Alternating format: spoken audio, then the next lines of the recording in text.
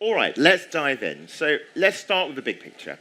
Last 3 to 5 years, what's really changed in the world of performance marketing, measuring outcomes, effectiveness, and so on and so forth? The big picture, what's different? I think that marketers have realized that we really are facing this privacy, as George said, market force that is here to stay. And I think the concept of measuring for true incrementality, I think both of those things over the last 3 to 5 years have hit sort of critical mass, and the need for marketers to really own their measurement ecosystem has become very clear. And Laurie, briefly, tell us a bit about your role, because you have a very unique perspective, I think, on a lot of these issues, right? Yeah, absolutely. So I lead analytics and data science for PMG. We are a full funnel digital media agency. And prior to that, I was on the brand side. So I worked at Sephora and I worked at Gap Inc. So retailers in the US. And so I have sort of the perspective of brand side, agency side, and really helping to advance those measurement roadmaps. And the retail segment is very performance driven, obviously. Very roots in performance, but the need to go up funnel has been recently very clear.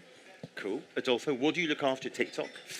Adolfo Fernandez here. Great to meet you all. I'm global head of performance solutions and operations at TikTok. So you can think of me as the other side of the coin of George. Right. So measurement and performance all coming together. I'm struggling to hold that thought in my head, but we'll come back to it. Give us your sense, then, of what's changed in the last 3 to 5 years. Plus one to what you just said. I think that the common denominator is the change in consumer behavior. I think that George touched base on it. Marketing has not fundamentally changed over the last 20, 30 years. It's all about the same. It's about connecting with the audience and driving performance for advertisers. But consumer behavior has dramatically changed over the last 5, 10 years, I want to say. I think that the lines are becoming a little bit more blurry between the funnel, so from awareness to consideration to actually making the purchase. Actually, I have a question for the room. How many of you have bought anything on TikTok or through TikTok, or have been influenced by anything that you have seen on TikTok? Found it on TikTok, that's right. 61% of people actually end up purchasing anything when they see content on TikTok. But 79% of those conversions are not attributed by traditional media models. Wow. So I think that that's creating a huge challenge for advertisers to really understand what is the value that platforms like TikTok that are video-based are actually driving for them and for their marketing efforts. I do want to touch on that because I think there's something really important and interesting in that market landscape question. So rewind 40 years ago when Lisa Giacausa from Spark Foundry was here earlier saying, look, 40 years ago, I basically had a few channels, some print, maybe radio, but that was kind of it. And it was actually pretty dull, but it was much easier. I didn't have that much media to measure. Today, good news, we've got this explosion of competition and innovation. We've got huge platforms. We were hearing just from United Airlines launching their new captive audience network, slightly scary concept. But all of this stuff creates huge opportunity, but it's messy. It's really messy. How do we as marketeers thread the needle? And join all that stuff up? Or are we just stuck with a world of, irreconcilable platforms and publishers, and actually it's very hard to understand the big picture?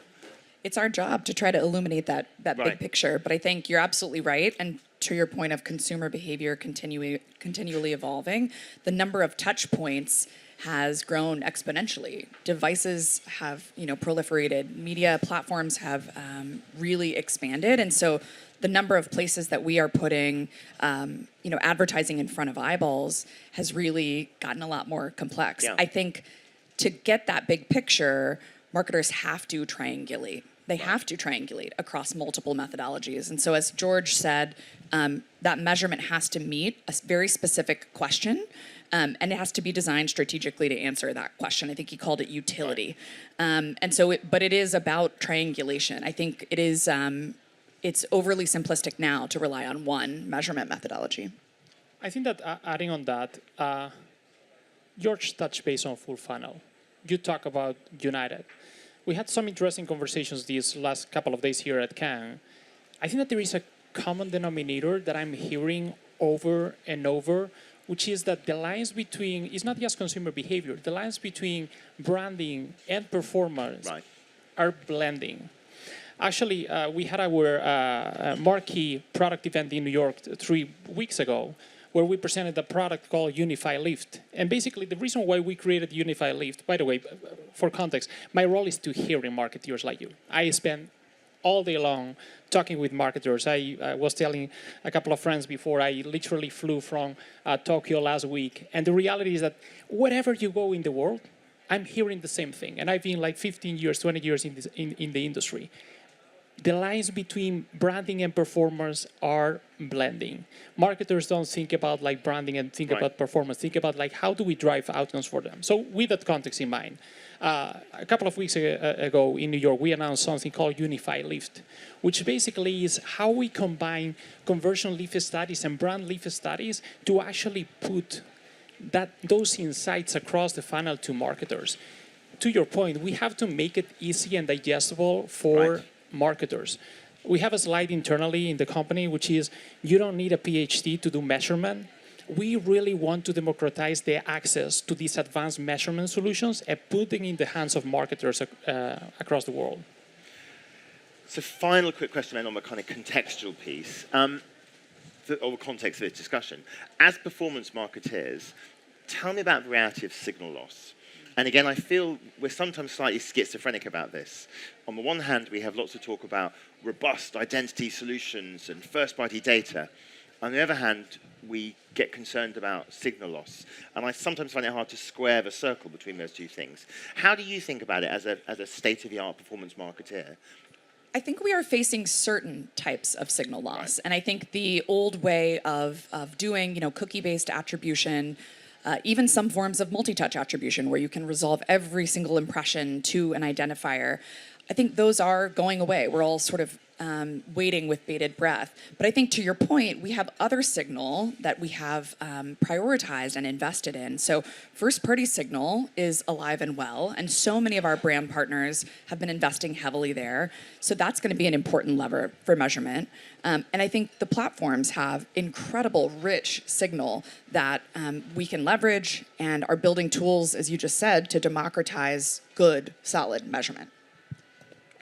Is the elephant in the room. I think that I'm very confident with all the work that we have been doing with advertisers to set those foundations. Investing in solutions around like machine learning attribution, investing in solutions like enhanced API to really set the foundations for those advertisers.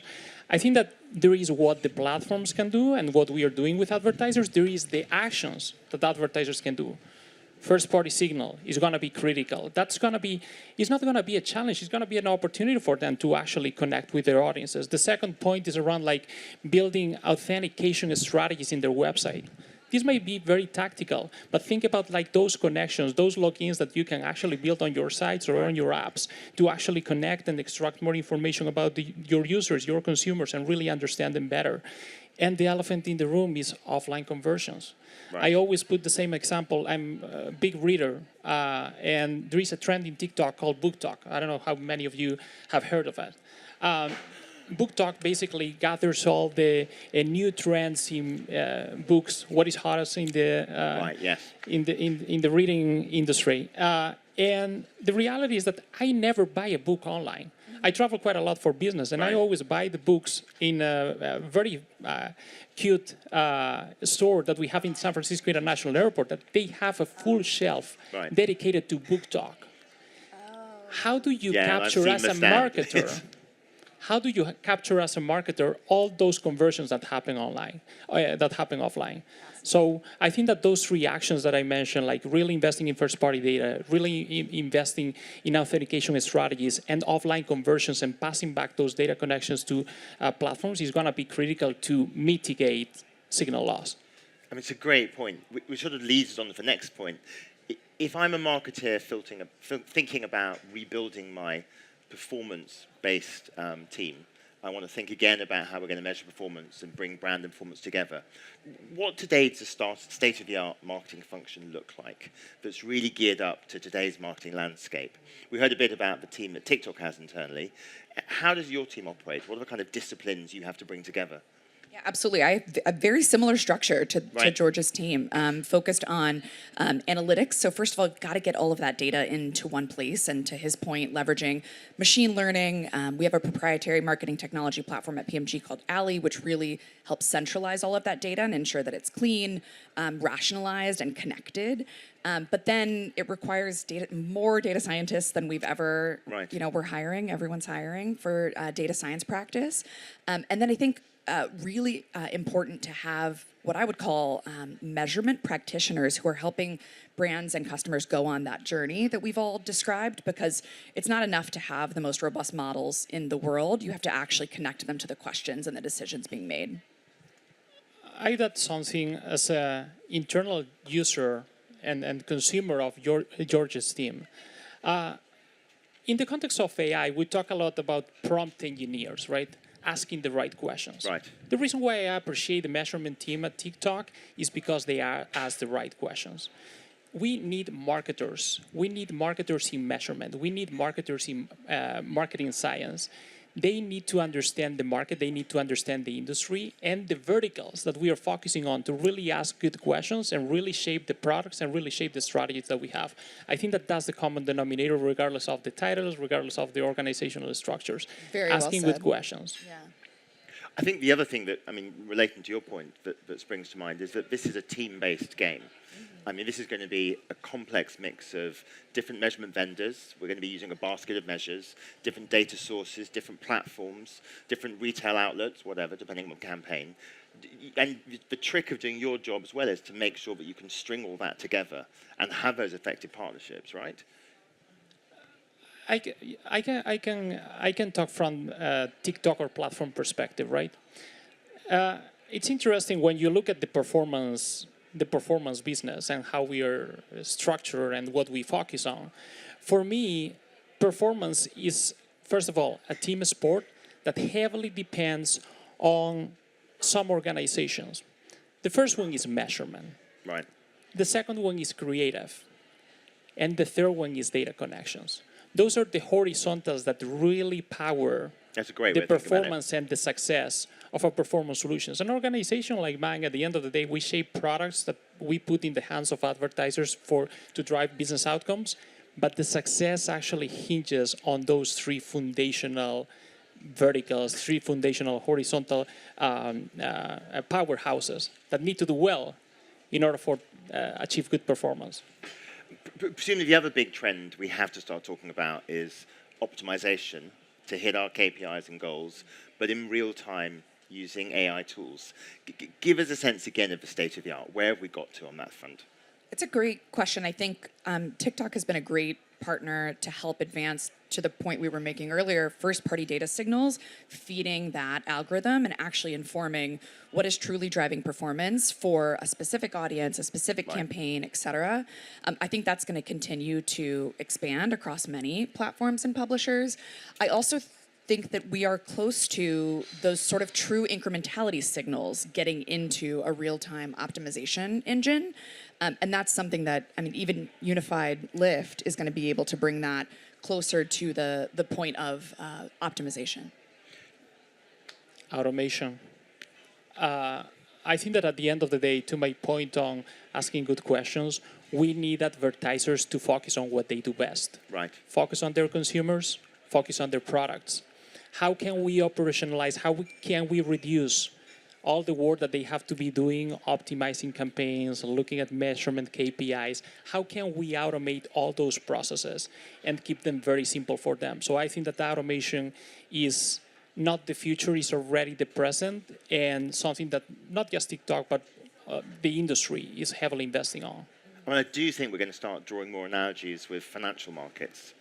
We're going to be talking about futures and derivatives and automation and algorithms responding to certain signals and automating certain buys and sells. It's going to be fascinating, possibly slightly scary from a regulatory point of view, but fascinating. I love that you said that. Actually, at PMG, we've had more than one client call our media managers day traders. Right. Because they truly are sort of optimizing to the next best impression and trying to, drive the most performance at the lowest cost.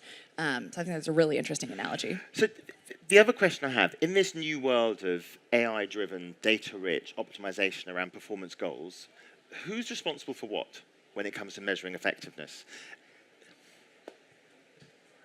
Again, I'm going to sound like a broken record, but I think that it's a team effort, right? At the end of the day, Doesn't someone need to be accountable?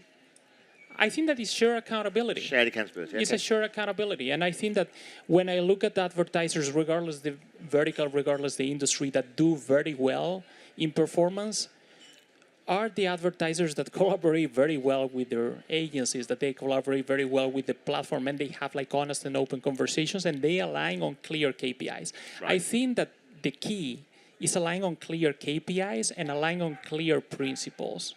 And that should be set from the start. And in terms of accountability, that will be shared.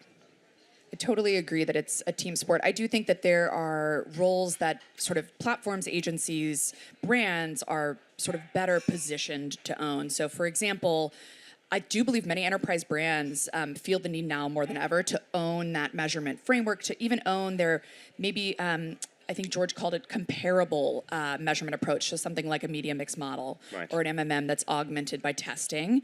But I think agencies and platforms, we are hands on keyboard. We are automating, to your point, and I think we are in a better position to manage the large data connections, the pipes, for example, in our Platform Alley data, we really manage those pipes for customers. And I think we're better positioned in many cases to run rapid experimentation. So I think we have sort of different strengths. So the other organizations obviously going through their own process of transformation are the marketeers, the brands. And when we move from a world of stochastic campaign measure, et cetera, the standard thing, to a world of real-time AI-driven optimization, et cetera, brands are going to have to go through their own marketing transformation. What's the role of the agency in supporting that? It's a great question. I think we have to help our brands, well, one, go on that journey to build their long-term measurement roadmap, but also we need to enable it and empower it every day through a rigorous test and learn roadmap. And so I think we are testing levers, audiences, creatives, optimization signals, and that's a never-ending learning agenda and process, and that's what we view our role as. I mean, do you have clients and you arrive for the beginning of a relationship and they're just not set up in the right way in terms of budgets, in terms of internal teams, in terms of how the CMO talks to the CFO, to have the right kind of dialogue to support this kind of activity? Absolutely. You bring up the partnership with finance. I think all of this measurement, chances are the CFO may not have TikTok on their phone, right? They need to understand how these platforms are impacting the end consumers, and then translate that into a language that the business can understand through good measurement. Right. You are mentioning maybe they do. Probably more likely that sometimes. They do. You mentioned a very good point here, which is the internal education. Yeah. When we talk with partners, when we talk with agencies, when we talk with our customers, something that we do is not just spend time explaining them and giving them the playbook and the framework, but teaching them as well on how to elevate this in the entire organization. Right. I always think that when we talk about performance and advertising in general, we usually look at just the marketing organization. Advertising, again, is a team sport within the company. Right. How do we bring the CFOs on board? How do we bring the CEOs on board? How do they look about the overall business? To your question earlier around elevating and focusing on business outcomes, you need that C-suite fully on board and really understanding the goals that they have as companies and what we can contribute to as a platform. And I think that's where we still have work to do. There are still organizations that see advertising and marketing not as a driver of growth and profitability, but as a cost center. And when times are hard, we cut costs, and that may not always be the most helpful thing to do, as we know. So final quick question, as we're running short of time. This has been fascinating. If there's one big challenge from a measurement and marketing effectiveness point of view that we need to grapple in what's left of the 2020s, what would you like to see the industry coming together to try and solve for? What's the thing that day-to-day still makes life hard for you and your clients that you think we can solve? I think that cleaning up data is a problem that AI will really just help us in leaps and bounds so that we can speed up good measurement. I think that's the biggest change that I would like to see. We don't want perfect to be the enemy of good in our measurement ecosystems, but I think we've got a lot of work to do to connect, to your point earlier, the good measurement frameworks that we have and all of those robust methodologies with real-time optimization that will be happening. Foundations. When we talk in this context, we talk about very advanced measurement solutions. Right. That's not the reality of the 80% of the market. An obsession of mine is how do we democratize this access to advanced measurement solutions and we put them in the hands of every single advertiser, SMBs, DTC brands. Setting the foundations is going to be critical. Adolphe and Laurie, that's been a fascinating conversation. Thank you so much for both of you. Thank you. Thank you Appreciate for it. having us.